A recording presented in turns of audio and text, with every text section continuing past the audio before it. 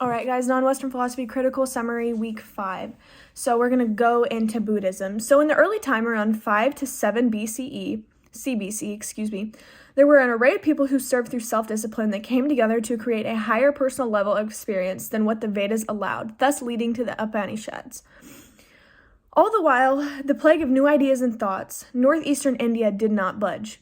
They were minorly influenced by Vedic tradition and more so focused on Sumerian sects. With this comes the introduction of Buddha. He, the Siddhartha, the initial Buddha, was a spiritual teacher of ancient India, who coined Buddhism. Now, what does Buddha mean? Buddha's definition helps to dictate a purpose. It means the awakened one, thus being awake, known, or to become aware, knowing of all. So I find this interesting solely because Buddha is a figure for wisdom now and in past times. However, wisdom was previously described in one of the initial chapters as a constant chase for knowledge that is never fully acquired. Yet Buddha is woke, or knowing to all.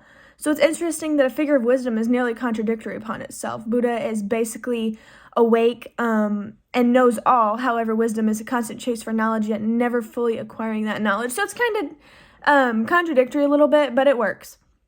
So let's get into Buddha's early life. So Siddhartha's early life consisted of being sheltered from all evil in his childhood, this being life, death, sickness, greed. He didn't experience any legit suffering until he was 29, and this is depicted through the 4 signs.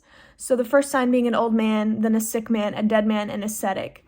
So from there he pondered, admitted wealth, and vowed to life as an ascetic.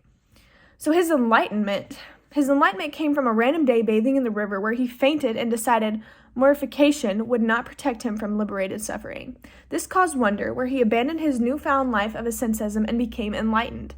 This enlightenment was spread throughout his lifetime in a form of messages that raged India by forming orders of monks and nuns.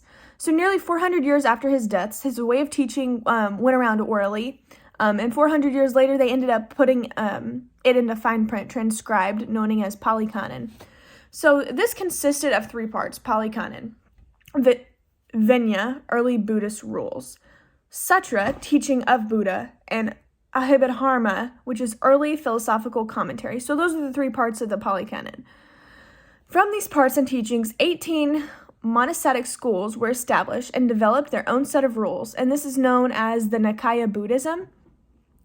So the spread of Buddhism came from Ashoka. He was a Mauryan emperor, and his son, Mahanda, a missionary, is credited for the spread of ideologies to South Asia. A majority of Buddhist teachings were halted with the Muslim invasion in the 13th century, therefore leaving the teaching spread of Mahanda as the primary functioning schools. So Mahanda was kind of the end-all be-all of Buddhism. So concepts. So everything in life is broken down by Buddhist concepts. So everything in life is impermanent, other than the attached self or being awake. Possessions are meaningless, thus leading to the introduction of 3 marks of existence: impermanence, suffering, and non-self, which is the latter broken down into the 4 noble truths. Life is suffering, which is caused by desire that can be removed.